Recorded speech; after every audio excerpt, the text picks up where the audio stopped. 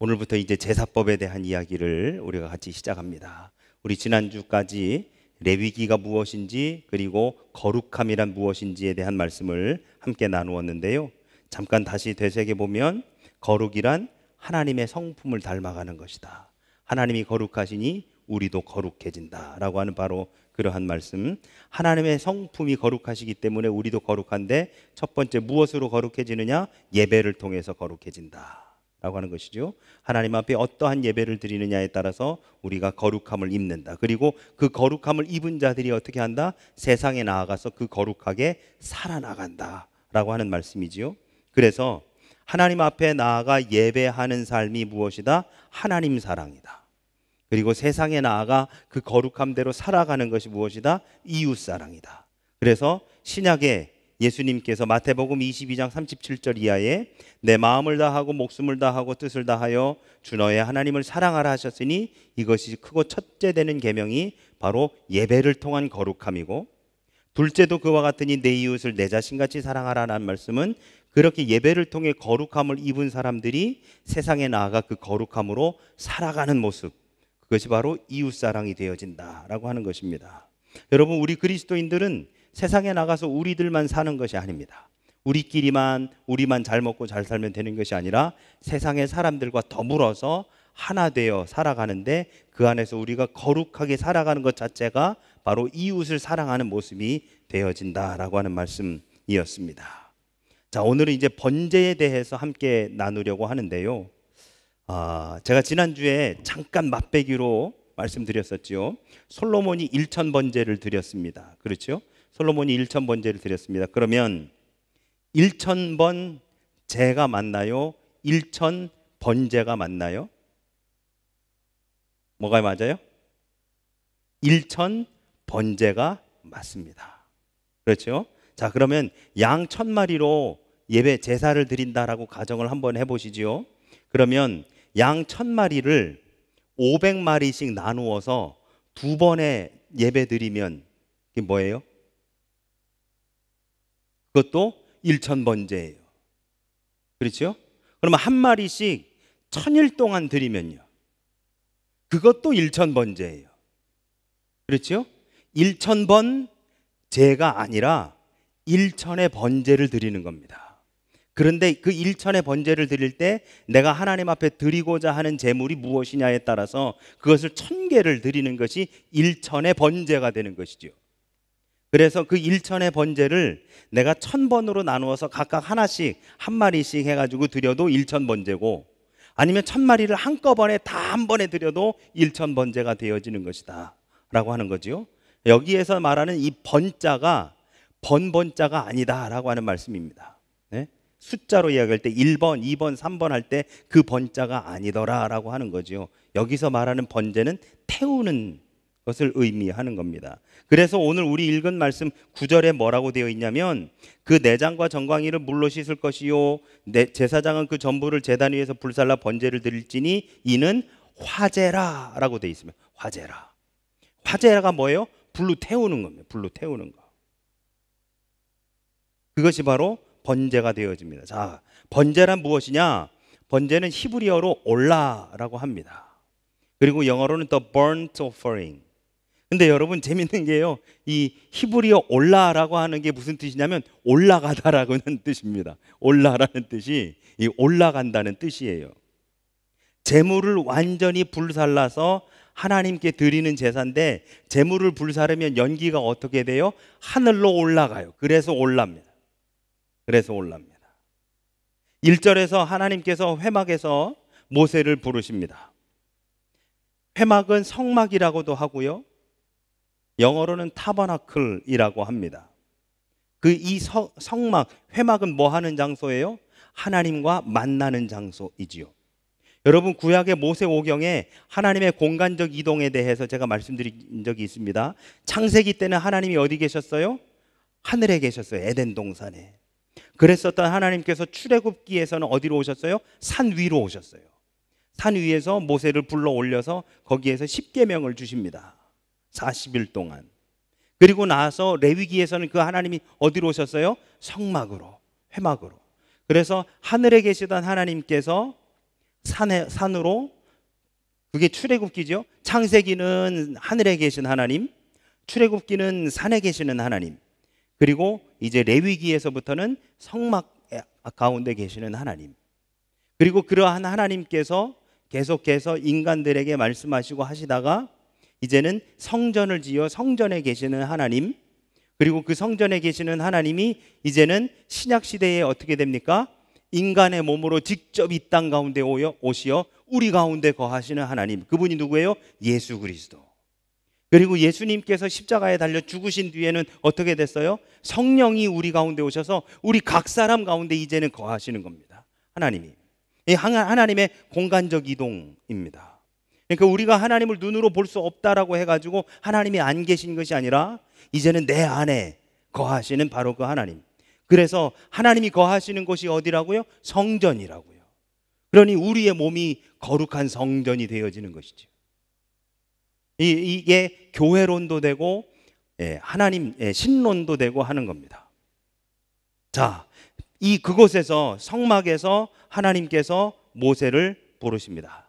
자, 한번 보실까요, 여러분? 이게 이제 성막인데요. 제가 아무리 봐도 이것보다 더 나은 그림을 찾을 수가 없어서 이것으로 이제 하려고 합니다.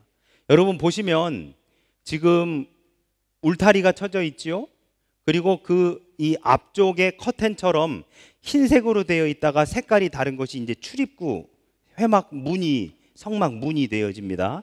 그리고 들어가면 번제단이 있어요. 그리고 그 뒤에 이제 성소가 있지요. 성소 안으로 들어가면 그 안에 이제 뭐 물두멍도 있고 금촛대도 있고 이제 그다음에 그 떡상도 있고 그런 겁니다. 그리고 그 안으로 지성소가 있고 그 지성소 안에 법궤가 있는 거죠.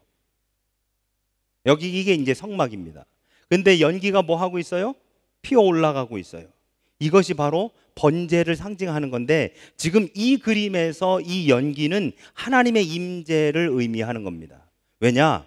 앞에 이 번제단에서 불을 피워가지고 거기에서 연기가 올라가고 있는 것이 아니라 저 뒤쪽 지성소 쪽에 연기가 피어오르는 것은 하나님의 임재를 의미하는 것이다 라고 그렇게 볼 수 있습니다.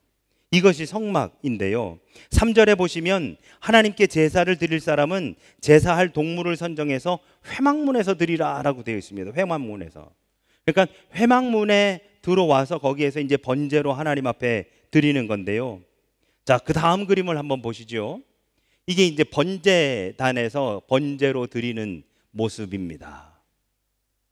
그 위에 뭐 소를 잡았는지 양을 잡았는지 염소를 잡았는지 잡아가지고 각을 떠서 올려놓고 그 위에서 태우는 모습입니다.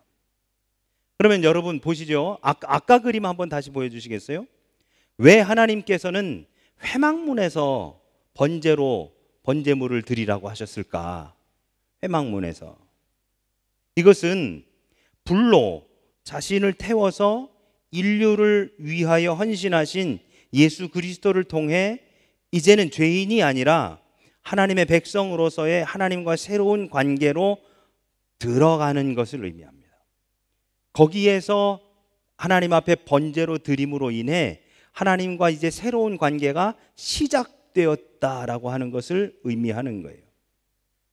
여러분 우리 교회도 들어오면서 헌금을 하지요. 어느 교회는 예배 시간 중에 헌금 바구니 돌려서 헌금하는 교회들이 있습니다. 옳고 그름의 문제는 아니에요.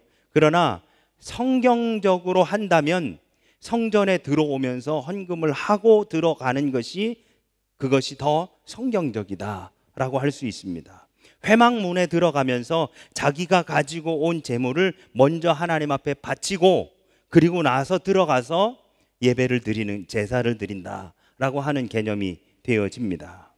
새로운 관계의 시작, 재물을 거기에서 드림으로 인해서 하나님과 새로운 관계가 시작되어진다.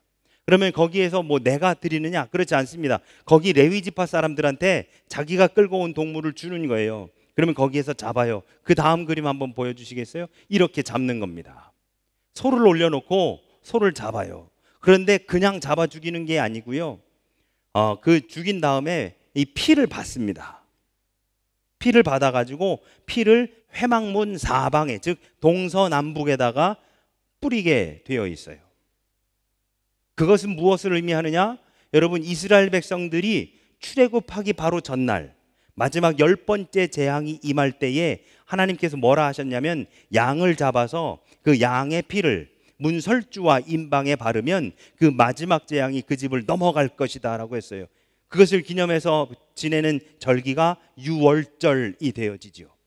그러니까 그것을 넘어갔다라고 하는 겁니다. 그래서 피를 사방에다가 뿌리도록 그렇게 되어 있어요.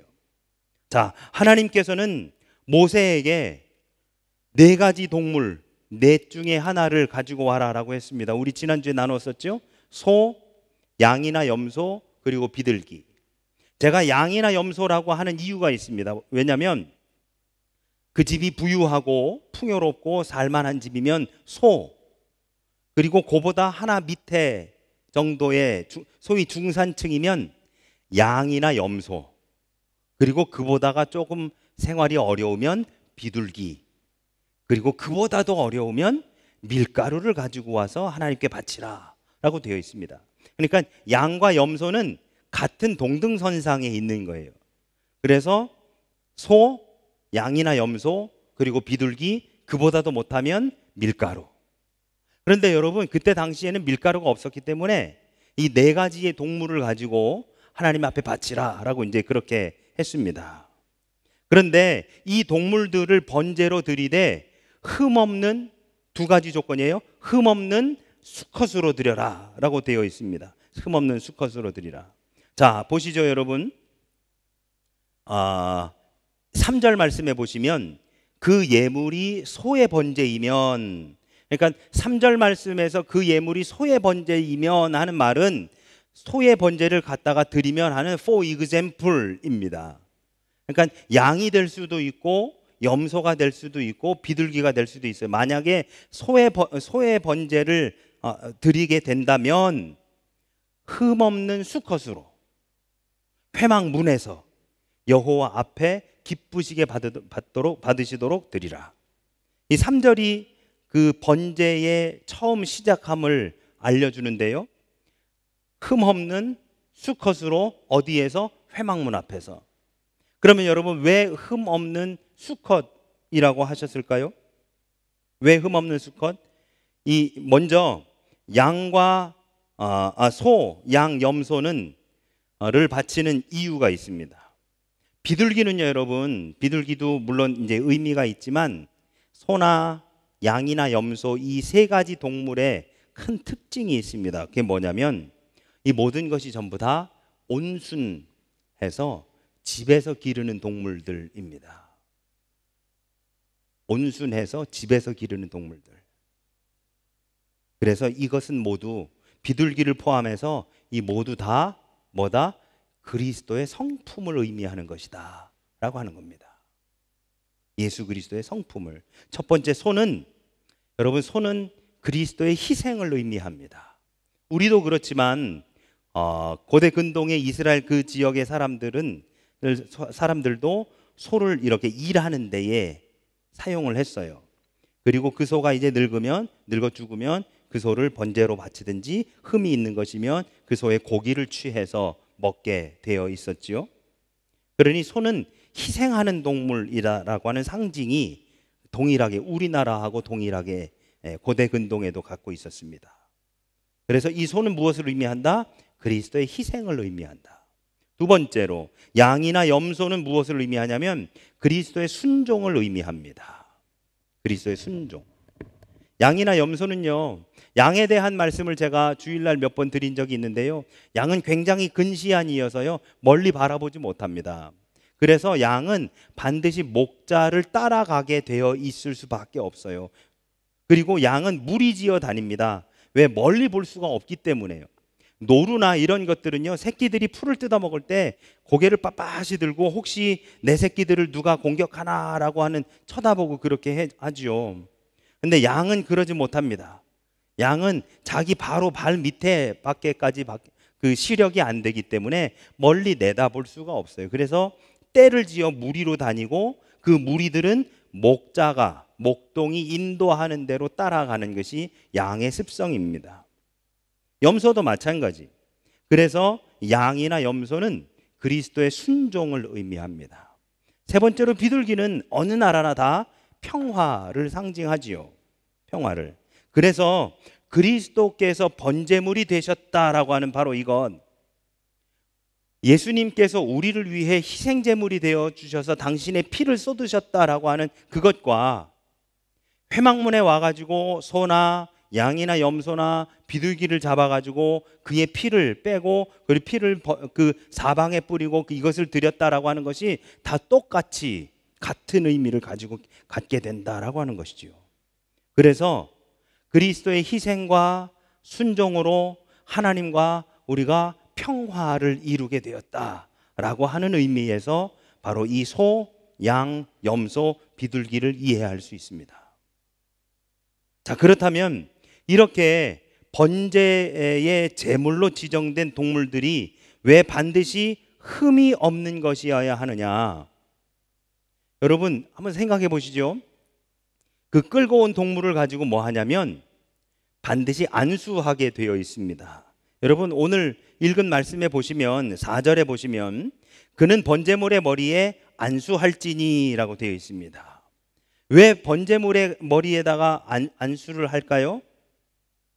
자신의 죄를 전가시키는 겁니다.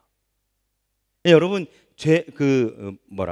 제사를 드리는 사람은, 제사를 드리러 온 사람은 뭐 때문에 제사를 드리러 왔느냐면 자기의 죄를 사함받기 위해서, 그리고 하나님 앞에 소위 복받기를 원해서.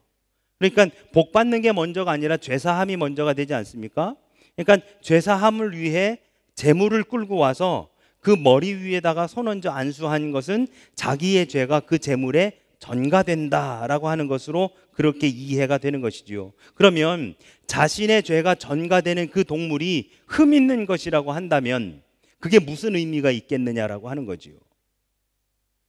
흠 없는 것이어야 내 죄가 전가되어 이것이 희생될 때 그때 내 죄가 사함받는다라고 하는 것으로 그렇게 인정되는 것이지, 이 동물이 만약에 흠이 있다라고 한다면 내 죄가 전가된들 이것 자체가 흠이 있기 때문에 내 죄가 전가된다라고 인정할 수 없게 되어진다라고 하는, 상징성이 결여된다라고 하는 것이죠. 마찬가지 여러분, 우리 예수님은 죄가 없으신 분이십니다. 그 죄가 없으신 분이 십자가에 달려 죽으셨어요. 그러니까 우리는 자연스럽게 고백할 수밖에 없게 되는 거죠. 그분이 왜 죽으셨다? 우리의 죄 때문에 죽으셨다. 만약에 그 당신이 당신의 죄 때문에 십자가에 달려 죽으셨다면 우리의 죄 때문에 죽었다고 이야기할 수가 없는, 우리의 죄가 전가되지 않지요. 그러나 예수님 당신이 아무 흠이 없고 아무 죄가 없는 분이 십자가에 달려 죽으셨기 때문에 나의 죄가 그분께 전가되어 그분이 십자가에 달려 죽으신 것이 내 죄 사함 때문이다라고 우리가 믿음으로 고백할 수 있는 것과 마찬가지로, 우리가 그때 당시에 번제물로 드리고자 했었던 그 동물들이 흠이 없어야만 그것을 끌고 간 사람의 죄가 그 동물에게 전가되어 그것이 희생될 때에 그것을 끌고 간 사람, 제사를 드리고자 온 사람의 죄가 사해짐을 받는다라고 그렇게 이해가 될 수 있었다라고 하는 것입니다. 두 번째로 수컷을 갖다가 드렸어요. 수컷. 그러면 여러분 왜 수컷이었어야 될까? 이것은 두 가지 의미가 있는데요. 첫 번째로는 신랑 대신 예수님을 상징합니다.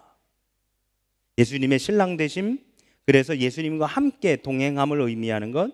두 번째로는요, 당시에 우리 너무 잘 알고 있지만 당시에 남녀 성별을 구분할 때 여성보다 남성을 훨씬 더 우월하게 생각했었던, 여성을 천대했었던 바로 그 문화 속에서 수컷을 바치는 것이 더 나은 것을 바치는 것이다 라고 하는 생각이 그들에게 있었다라고 하는 것이지요. 그래서 흠 없는 제물을 드려야 자신의 죄가 전가되는 것이고, 암컷보다는 수컷을 드리는 것이 더 귀한 것을 드리는 것이다 라고 하는 그들의 관념이 거기에 담겨져 있는 것이다 라고 그렇게 이야기할 수 있습니다. 여러분, 제가 지금 이 이야기를 하면서 예수님과 계속해서 비교하며 이야기합니다. 여러분, 저는 앞으로 계속해서 그 이야기를 할 건데요, 레위기는 읽으면 읽을수록 예수님을 이야기하고 있습니다. 레위기는 알아가면 알아갈수록 십자가에 달리신 예수님과 그 예수님이 십자가에서 흘리신 피를 이야기해 주고 있는 것이더라 라고 하는 것이지요. 예수 그리스도는 처음부터 인류의 구원을 위한 헌신의 제물로 지정되셨습니다. 마치 제사를 드리러 회막에 가려고 했었던 사람이 이 동물을 가지고 가야 되겠다라고 미리 지정한 것처럼 예수님은 이미 창세 때부터 우리를 위해 계신 바 되신, 우리를 위해 그 죄를 지으신 바 되신 바로 그러한 분, 그분은 흠이 없는 분이시고 모든 인류의 신랑 되신 분이시지만 모든 것을 스스로 포기하시고 우리와 같이 되셨을 뿐만 아니라 더 낮은 위치에서 우리를 섬기기 위하여 친히 제물이 되신 분이 바로 우리 예수님이더라라고 하는 것이지요. 아까 그 소에서 피 내리는 사진 다시 한번 보여주시겠어요? 이거는 지금 소를 잡아서 그 잡은 그 단 위에서 그 피를 받아내는, 그 옆에 그 그릇 보이시죠? 거기에서 지금 피를 받아내는 겁니다. 그 회막문의 사방에다가 뿌리기 위해서 그 피를 지금 받아내고 있는 바로 그 모습입니다. 여러분, 이것을 보시면 뭐가 떠오르냐면 예수님이 십자가 위에서 물과 피를 다 쏟아내신 것이 자연스럽게 떠오르게 됩니다. 그리고 그 예수님께서 십자가 위에서 피를 흘리신 것이 바로 우리들을 위한 것이고, 그 피가 지금 온 세계 사방에 다 뿌려져서 그 피를 의지하는 사람들이, 그 보혈의 공로를 믿는 사람들이 예수 그리스도로 말미암아서 죄 사함을 얻었다라고 고백할 수 있는 것이 바로 오늘날 우리들의 삶이 되었다, 우리들의 신앙이 되었다라고 하는 것이죠. 마찬가지 번제물이 바로 그러한 역할을 감당했다라고 이야기할 수 있습니다. 세 번째로 오늘 본문을 보면 제물을 가지고 나온 사람이 강조되고 있는 것을 보게 되는데요, 4절을 보시면 4절에 이렇게 되어 있습니다. 그는 번제물의 머리에 안수할지니 그를 위하여 기쁘시게 받으심이 되고 그를 위하여 속죄가 될 것이라. 5절에 그는 여호와 앞에서 숫송아지를 잡을 것이요 뭐 어쩌고 저쩌고, 그 다음 6절에도 그는 또 그 번제물의 가죽을 벗기고 각을 뜰 것이요 라고 이렇게 되어 있습니다. 그런데 우리가 읽은 개역개정 성경에서는 4절, 5절, 6절이 그는 이라고 시작을 하는데요, 이 표현이 새번역 성경에서는 제물을 가져온 사람은 이라고 그렇게 번역이 되어 있습니다. 말씀 전체에서 제물을 가져온 사람을 강조하고 있었다라고 하는 말씀이 됩니다. 그러면 왜 말씀 전체에서 제물을 가지고 온 사람을 강조하고 있는 걸까요? 그리고 이 제물을 가지고 온 사람이 번제물에게 안수하라고 하신 이유, 아까 제가 말씀드린 것처럼 죄를 대속하고 죄가 전가된다라고 하는 말씀. 그러니까 여러분, 제물을 가지고 온 바로 그 사람이 자신이 가지고 온 그 제물에 대해서 안수함으로 그 사람의 죄가 사해졌다라고 하는 것이 되어집니다. 이렇게 말씀드려 볼까요? 그 가문에, 그 가정에 대표적인 사람 하나가 소를 끌고 와가지고 하나님 앞에 드렸습니다. 그러면 그 사람이 대표하고 있는 그 사람의 가문과 그 사람의 그 족속들이 모두가 다 죄사함을 얻는 것이었을까요? 그렇지 않습니다. 그렇지 않습니다. 성경은 대단히 개인적으로 쓰여진 책입니다. 그래서 우리 모두가 각자 그렇게 해야 되는 거예요. 각자. 우리 모두 각자 예배의 주체가 되어져야 된다라고 하는 바로 그러한 말씀이 되는 것입니다. 얘는 어리니까 얘가 무슨 예배를 드리겠어, 얘는 어리니까 얘가 무슨 책을 읽겠어, 그렇게 생각할 수 있겠지만 여러분 여기 이 자녀를 길러보신 분은 아시겠지만 말도 못할 때, 심지어는 뱃속에 있을 때부터 그 아이는 이미 알아듣기 시작하고 교육을 받기 시작을 합니다. 그것을 우리는 태교라고 이야기를 하지요. 그리고 그 아이가 걷지도 못할 때 부모의 품에 안겨 있을 때 얘가 무슨 예배를 드리겠어라고 하지만 이 땅에 태어나 있는 모든 피조물들은 모두가 다 하나님을 예배할 수 있는 예배의 주체가 될 수 있다라고 하는 것이죠. 그러니 그 제물을 끌고 온 모든 사람들이 전부가 다 예배의 주체자로서 그 제물의 머리에 손을 얹어 안수하여 자신의 죄가 전가되어지고 그리고 그로 인해서 자기가 용서함 받아 하나님과 새롭게 관계가 정립되어지는 바로 그 상황으로 나아가야 된다라고 하는 바로 그러한 말씀이 되어집니다. 그러니 여러분, 아까 말씀드린 것처럼 예수님이 우리의 죄를 대신해서 짊어지셨기에 내가 죽었어야 되는데 결국 예수님이 죽으셨다라고 하는 고백이 이루어질 수 있는 것이고, 바로 그것이 우리의 예배의 첫걸음이 되어진다라고 하는 것이죠. 결국 여러분, 우리가 예배를 시작할 때에 우리의 첫 고백이 무엇이 되어야 되느냐? 예수님이 나 때문에 죽으셨습니다. 십자가는 내가 졌었어야 되는데 예수님이 나 때문에 대신 짊어지셨습니다가 우리의 고백이 되어져야 된다는 거예요. 언제? 예배 시작할 때요. 예배 시작할 때. 내가 죽었어야 되는데 예수님께서 대신 죽으셨다. 여러분, 실제로는 예수님이 제물이 되시는 것이 아니라 우리가 제물이 되었었어야 되는 것이죠. 우리가 제물이 되고 우리가 죽었어야 되고 십자가를 짊어졌었어야 되는 것은 우리들인데 예수님이 대신 짊어져 주셨다라고 하는 것입니다. 이렇게 여러분, 레위기의 말씀은, 특히 번제의 과정은 예수 그리스도와 연결되어 있습니다. 이제 계속해서 우리 이 제사법에 대한 말씀들을 나눌 건데요, 소제, 화제, 화목제, 속죄제, 속건제 계속해서 나아가려고 합니다. 아까도 말씀드린 것처럼 레위기의 제사법을 오늘 시작했지만 레위기에 나와 있는 모든 제사법은 분명히 하나님이 그의 아들 예수 그리스도를 우리에게 보여주시는 것이 바로 레위기의 제사법이 되어집니다. 레위기 제사법을 하나씩 알아가면 알아갈수록, 배워가면 배워갈수록 그 안에 예수님의 십자가가 담겨져 있음을 보게 되어집니다. 자, 오늘 우리가 읽은 본문 말고 번제에 대해서 나와 있는 본문이 또 한 구절이 있습니다. 화면을 좀 보여주시죠. 바로 6장 8절부터 13절까지의 말씀이 되어집니다. 여러분, 우리 화면을 보시면서 우리 한 절씩 한 절씩 다시 한번 교독을 한번 해보실까요? 제가 8절을 먼저 읽겠습니다.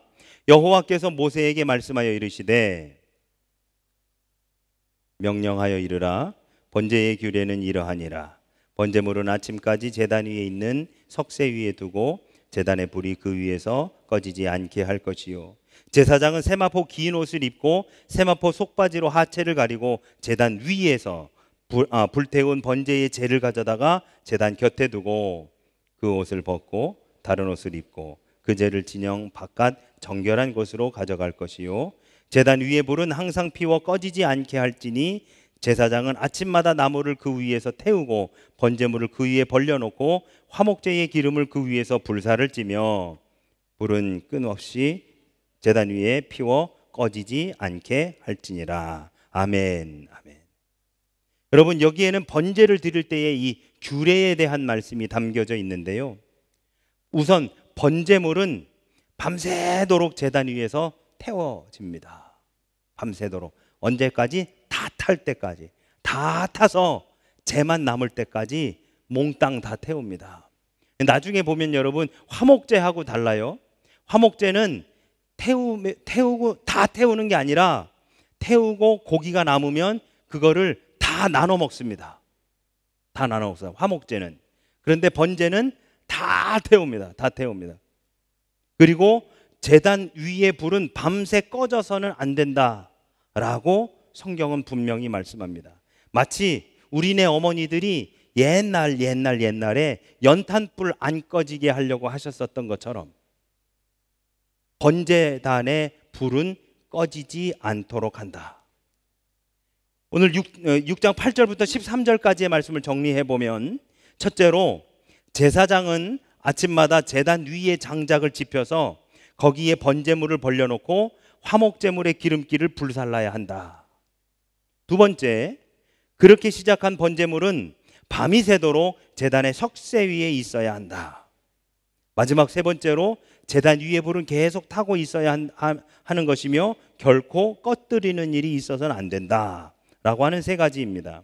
근데 여러분, 우리가 아까 읽은 6장의 말씀을 보니까 뭐 세마포 긴 옷을 입고 속바지로 하체를 가리고 뭐 어쩌고 저쩌고 하는 건요, 그 위에 올라가니까 그 밑에가 보이지 않도록 가리라는 거예요. 그런데 거기에서 재가 있으니까 그 세마포 옷에 재가 묻잖아요. 내려오면은 옷을 갈아입어라 라고 하는 것이 되어집니다. 제사장이 하체를 보이지 않도록 그 단 위에 올라갔을 때에 밑에 있는 사람들로부터 하체가 보이지 않도록 그렇게 하라 라고 하는 말씀이 되어지는 것이거든요. 그리고 그 옷을 벗고 다른 옷을 입고 라고 하는 것은 부정해진 옷을 벗어버리고 다시 정결케 옷을 입고, 그리고 그 재를 진영 바깥 정결한 곳으로 가져가라 라고 하는 말씀이 되어지지요. 그러니까 여러분, 번제는 아침에 시작해서 밤새도록 쉬지 않고 불이 꺼지지 않도록 하루 종일 하나님 앞에 드려지는 제사가 번제입니다. 시작이 아침부터 밤새도록. 제가 나중에 그 유대인들 그 결혼 문화에 대한 말씀도 나중에 드리려고 하는데요. 우리는 여러분 결혼식 하면 뭐 식사 시간 이렇게 끼고 주로 하지 않습니까? 저도 결혼식을 5시에 했거든요. 5시에 하니까 좋더라고요. 좀 늦게까지 자도 되고, 괜찮더라고요. 근데 여러분, 유대인들은 언제부터 하느냐? 해 떨어지면 결혼 파티를 시작합니다. 언제까지요? 그 다음날 해 뜰 때까지요. 결혼식을 그렇게 합니다. 그러니까는 우리 성경에서 열 처녀의 비유가 나오지 않습니까? 5 처녀는 이 등불이 꺼지지 않는 기름을 준비했고 5 처녀는 기름을 준비하지 않았고, 근데 신랑이 언제 올지 모르니까 이 5 처녀가 슬기로운 5 처녀한테 우리도 기름 불려줘 그랬더니 그럴 수 없어 라고 해가지고 결국에는 이 5 처녀가 나간 사이에 신랑이 오지 않습니까? 여러분, 결혼식을 밤에 하니까 그래요. 결혼 파티를 밤에 하니까. 그래서 그런 일들이 벌어지는 겁니다. 요한복음 2장에 그 가나의 혼인잔치에서 물이 포도주가 되게 하는 그 기적을 베푸실 때도 결국에는 그 사람들이 밤새도록 술 마시는 거예요. 밤새도록. 그리고 그 다음날 아침이 되면은 그 술 취한 상태로 출근하는 겁니다. 한마디로 얘기하면. 요즘도 그래요. 요즘도 유대인들은 그렇게 퇴근하고 와서 결혼하고 결혼 파티하고 그리고 그 다음날 아침까지 파티하고 그리고 출근하는 문화가 이렇게 있습니다. 그러니까 여러분, 밤에 하는 것은 그들에게 아무 문제가 되는 것이 아니에요. 그들은 밤에 하는 문화에 굉장히 익숙해져 있습니다. 아침부터 시작해서 밤새도록 이 번제단에 불이 꺼지지 않도록 모든 것을 다 태워 하나님 앞에 드리는 건, 우리 예수님께서 십자가에 달리셔서 당신의 몸에 있는 모든 소위 액체라고 하는 것을 다 흘려서 결국 6시간 만에 돌아가시는 바로 그 사건이 동일하게 우리에게 주어지는 은혜가 되어지는 것이죠.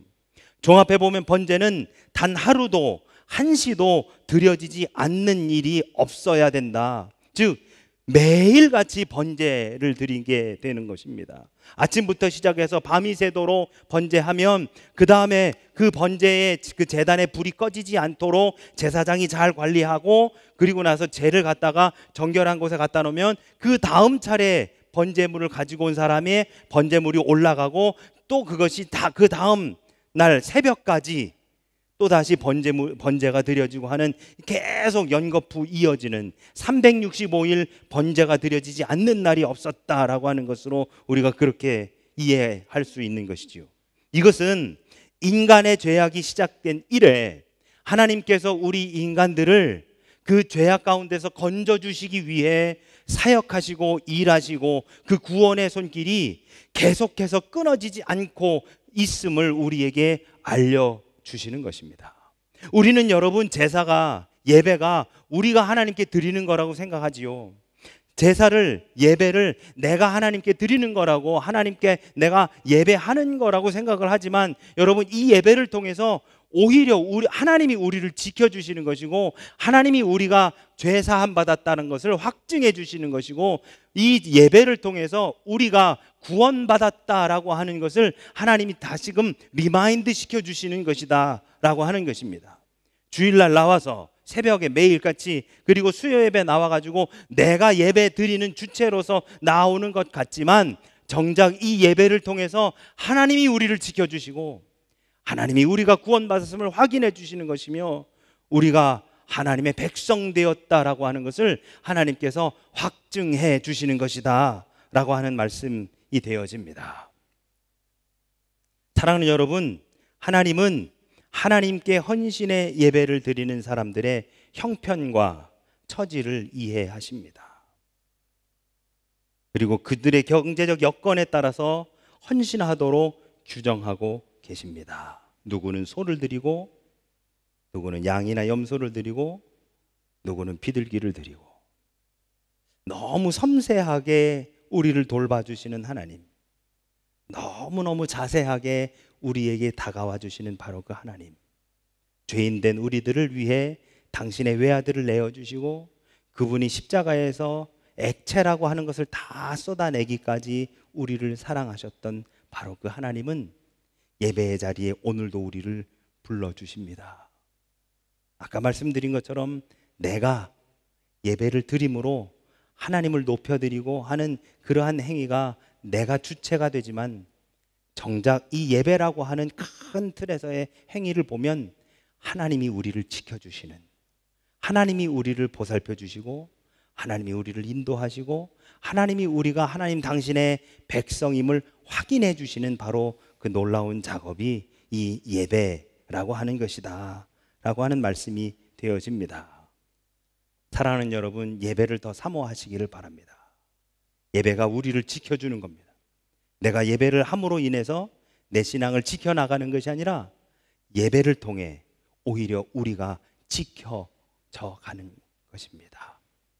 그렇게 하기 위해 하나님께서 오늘 우리를 불러주셨고, 예수님께서 십자가에 달려 죽으셨습니다. 우리 그 번제물의 본이 되어지신 바로 그 예수님이 우리를 위해 십자가에 달리셨음을 마음에 새기시면서 오늘도 기도로 나아가시는 우리 모두가 되시기를 간절히 원합니다. 아멘. 아멘.